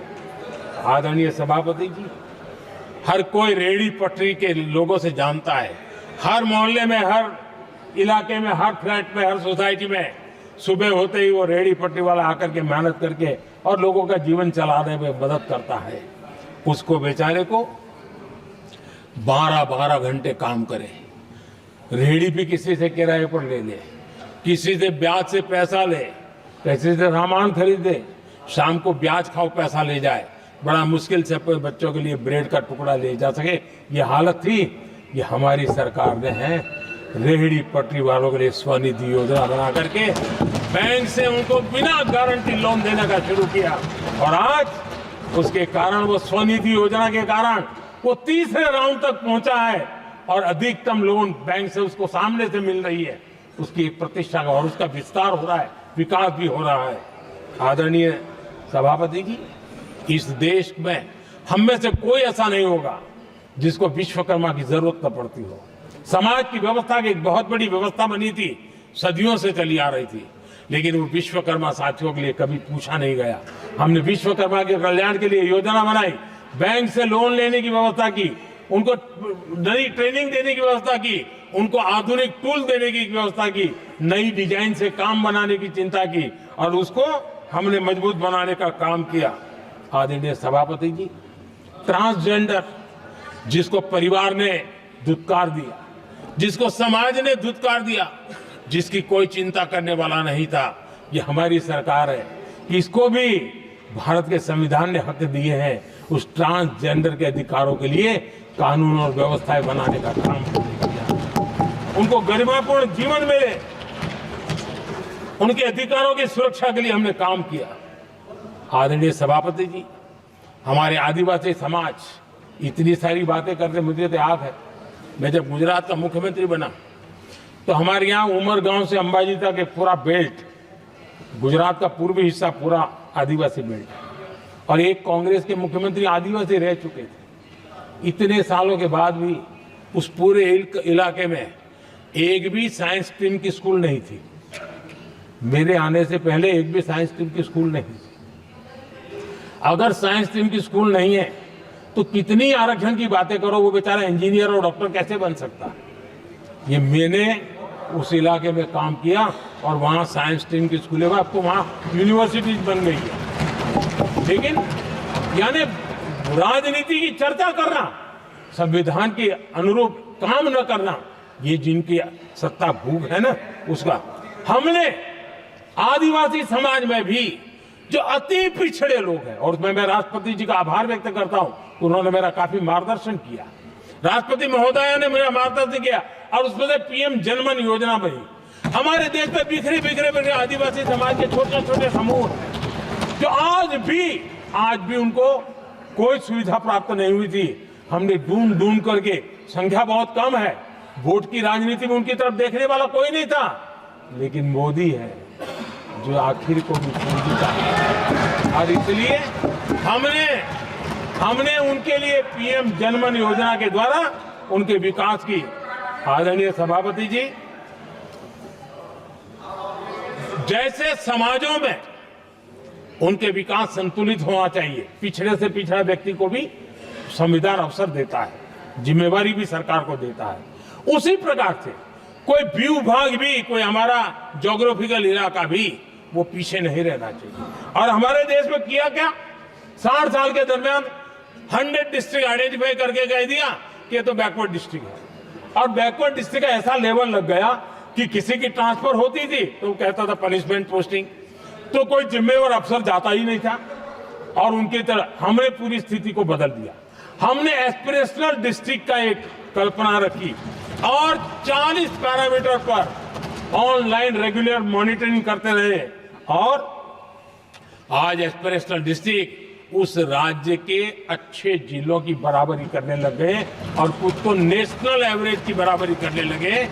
भूभाग भी पीछे न रहे, कोई जिला अब इसको आगे ले गए करके हमने 500 ब्लॉक को एस्पिरेशनल ब्लॉक बना करके उनके डेवलप पर स्पेशल फोकस करने की दिशा में हम काम कर रहे हैं। आदरणीय सभापति जी, मैं हैरान हूं जो लोग बड़ी बड़ी कथाएं सुनाते हैं, क्या इस देश में आदिवासी समाज 1947 के बाद आया क्या राम और कृष्ण से तब आदिवासी समाज था नहीं था? जो आदिवासी समाज को आदि पुरुष वीर पुरुष हम कहते हैं, लेकिन आजादी के कई दशकों के बाद भी इतना बड़ा आदिवासी समूह, उनके लिए अलग मंत्रालय नहीं बनाया गया। पहली बार अटल बिहारी वाजपेयी की सरकार आई और उन्होंने अलग आदिवासी मंत्रालय बनाया अलग आदिवासी विकास और विस्तार के लिए बजट दिया। आदरणीय सभापति जी, हमारा ये माछीमार समाज, मछुआरा समाज, क्या अभी अभी आया है क्या? क्या उनकी नजर नहीं गई आपकी? इन मछुआरा समाज के कल्याण के लिए पहली बार हमारी सरकार ने आकर के अलग मंत्रालय बनाया फिशरीज का। उनके कल्याण के लिए अलग से हमने बजट दिया। समाज के इस तबके की चिंता की।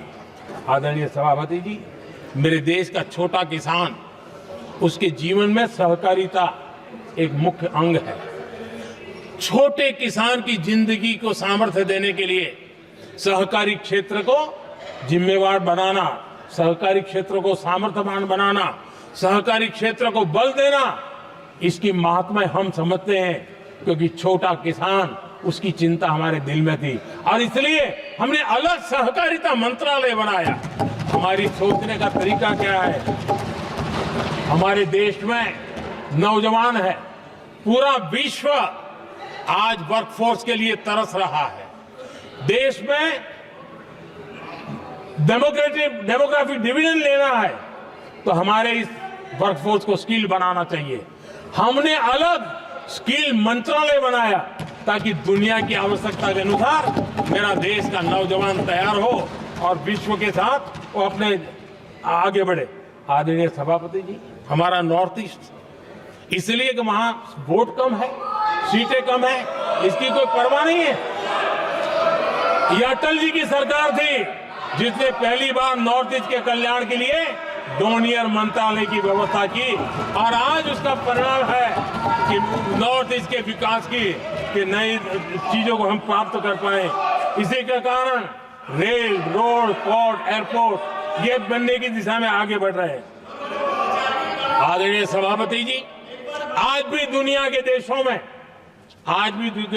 में लैंड रिकॉर्ड के लेकर के समृद्ध देशों को भी कई संकट। हमने गांव के हर सामान्य व्यक्ति को अपना लैंड रिकॉर्ड, उसके घर की मालिकीन का हक के कागज नहीं है, उसके गांव उसको बैंक से लोन चाहिए हो, कहीं बाहर जाए तो कोई कब्जा कर ले, एक स्वामित्व योजना बनाई और देश के गांव के ऐसे समाज के दबे कुचले लोगों को वो कागज हम दे रहे हैं जिसके कारण उसका मालिकी हक बन रहा है। वो स्वामित्व योजना एक बहुत बड़ा दिशा में है। आदरणीय सभापति जी, इन सारे कामों के कारण पिछले 10 वर्ष में हमने जो प्रयास किया, हमने जिस प्रकार से गरीब को मजबूती देने का काम किया है, हमने जिस प्रकार से गरीब के अंदर एक नया आत्मविश्वास पैदा किया है और एक सही दिशा में चलने का परिणाम है कि आज इतने कम समय में मेरे देश के 25 करोड़ मेरे गरीब साथी गरीबी को परास्त करने में सफल हुए और हमें इस बात का गर्व है। और मैं संविधान निर्माताओं के सामने सर झुका करके कहता हूं, जो संविधान हमें दिशा दे रहा है उसके तहत मैं ये काम कर रहा हूं। और मैंने, आदरणीय सभापति जी, जब हम सबका साथ सबका विकास की बात करते हैं, वो नारा नहीं है, वो हमारे आर्टिकल ऑफ फेथ है। और इसलिए हमने सरकार की योजनाएं भी बिना भेदभाव को चलाने की दिशा में काम किया है और संविधान हमें भेदभाव की अनुमति नहीं देता है। और इसलिए हमने आगे चल करके कहा है सैचुरेशन, जिसके लिए जो योजना बनी है उसका लाभ उन लाभार्थी को 100% लाभार्थी को मिलना चाहिए। ये सैचुरेशन अगर सच्चा सेकुलरिज्म को है ना, तो ये सैचुरेशन में है। सच्चा सामाजिक न्याय अगर किसी में है तो ये सैचुरेशन 100%, 100% उसको बेनिफिट जिसका हक है मिलना चाहिए, बिना भेदभाव के लिए मिलना चाहिए। तो ये भाव लेकर के हम सच्चे सेकुलरिज्म को और सच्चे सामाजिक न्याय को लेकर के जी रहे हैं। आदरणीय सभापति जी, समाधान के हमारे एक और स्पिरिट भी है और हमारे देश को दिशा देने का माध्यम, देश को का चालक बल के रूप में राजनीति केंद्र में रहती है। आने वाले दशकों में हमारा लोकतंत्र, हमारी राजनीति की दिशा क्या होनी चाहिए, आज हमें मंथन करना चाहिए। आदरणीय सभापति जी, कुछ दलों की राजनीतिक स्वार्थ और सत्ता का भाव, मैं जरा उनसे पूछना चाहता हूं, क्या वे कभी अपने आप को, और मैं सभी दलों के लिए कह रहा हूं, उधर और इधर ये मेरा विषय नहीं है, ये मेरे मन के विचार है जो मैं इस सदन के सामने रखना चाहता हूं। कि इस देश में योग्य नेतृत्व का अवसर मिलना चाहिए नहीं? जिनके परिवार में कोई राजनीति में नहीं है, क्या उनके लिए दरवाजे बंद हो जाएंगे? क्या देश को, लोकतंत्र के स्पिरिट को परिवारवाद ने गहरा नुकसान किया है कि नहीं किया है? क्या परिवारवाद से भारत के लोकतंत्र की मुक्ति का अभियान चलाना ये संविधान के तहत हमारी जिम्मेवारी है कि नहीं है? और इसलिए समानता के सिद्धांत की बात कहे, अवसर की बात कहे, हिंदुस्तान के हर किसी को, और जो परिवारवादी राजनीति है उनकी धुरी ही परिवार होता है, सब कुछ परिवार के लिए। देश को, देश के नौजवानों को आकर्षित करने के लिए, लोकतंत्र को मजबूत बनाने के लिए और देश के युवाओं को आगे आने के लिए हम सभी राजनीतिक दलों ने प्रयास करना चाहिए। सभी राजनीतिक दलों ने, जिनकी पार्श्वभूमि में राजनीतिक परिवार नहीं है, ऐसे फ्रेश ब्लड को लाने के लिए प्रयास करना, ये मैं मानता हूं कि देश की लोकतंत्र की, और इसीलिए मैंने लाल किले से कहा है कि मेरा एक विषय लेके मैं लगातार बोल रहा हूं, बोलता रहूंगा। 1 लाख ऐसे नौजवानों को देश की राजनीति में लाना है जिनका कोई परिवार का बैकग्राउंड राजनीतिक परिवार का नहीं है, और इसलिए देश को एक फ्रेश एयर की जरूरत है, देश को नई ऊर्जा की जरूरत है, देश को नए संकल्प और सपने लेकर के आने वाले युवकों की जरूरत है। और भारत के संविधान के जब 75 वर्ष मना रहे हैं तो हम दिशा में आगे बढ़े।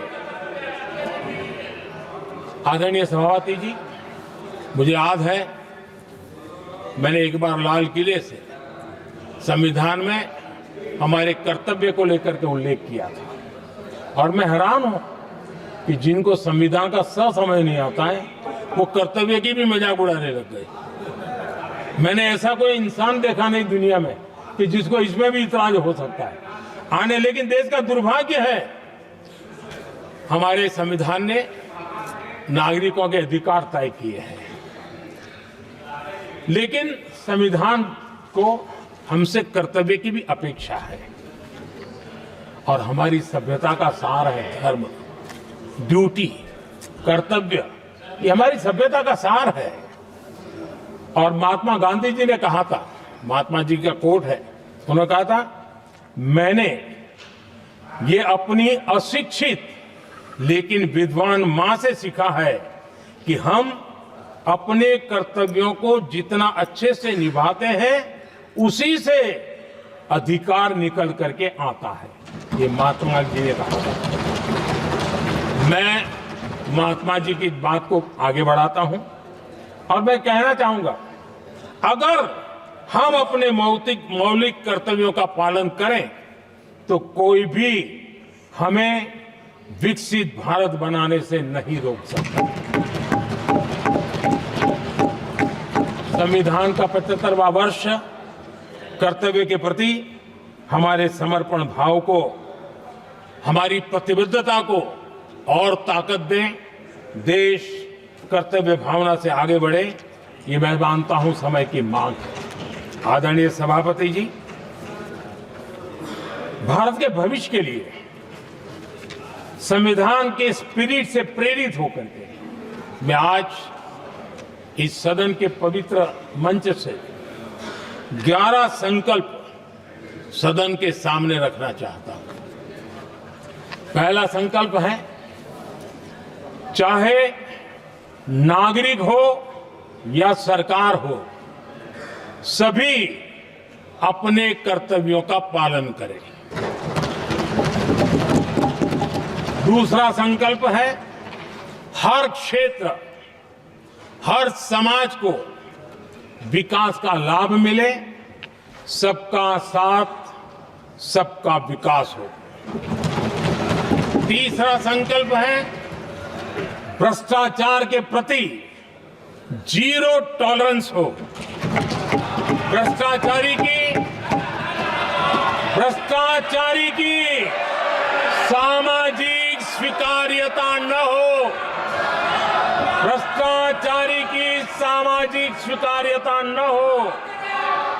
चौथा संकल्प है देश के कानून, देश के नियम, देश की परंपराओं के पालन में देश के नागरिकों को गर्व होना चाहिए, गर्व का भाव हो।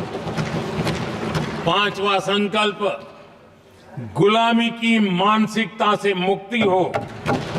देश की विरासत पर गर्व हो। छठा संकल्प देश की राजनीति को परिवारवाद से मुक्ति मिले। सातवां संकल्प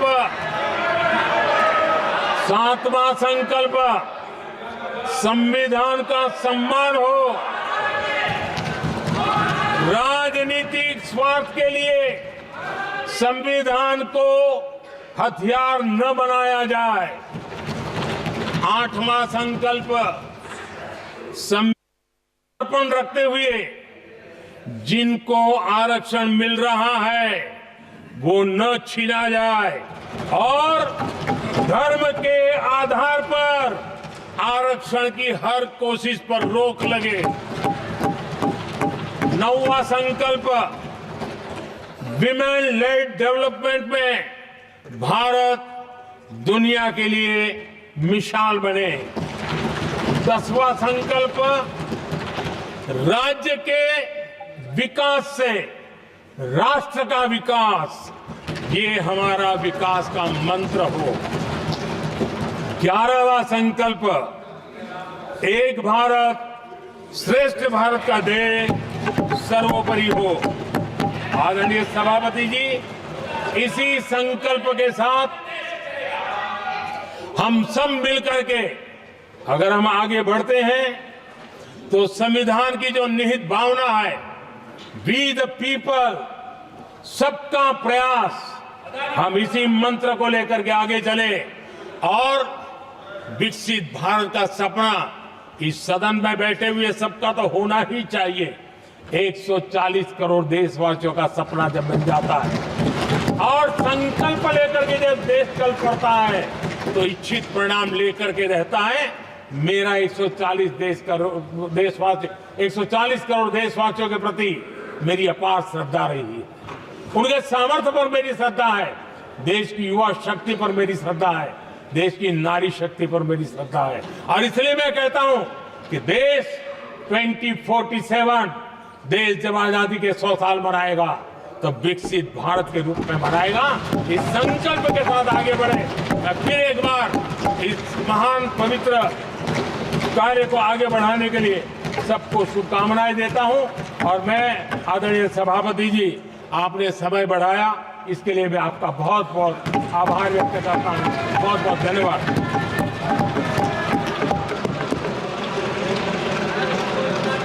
सभा की कार्रवाई सोमवार दिनांक 16 दिसंबर 2024 प्राप्त 11 बजे तक के लिए स्थगित की जाती है।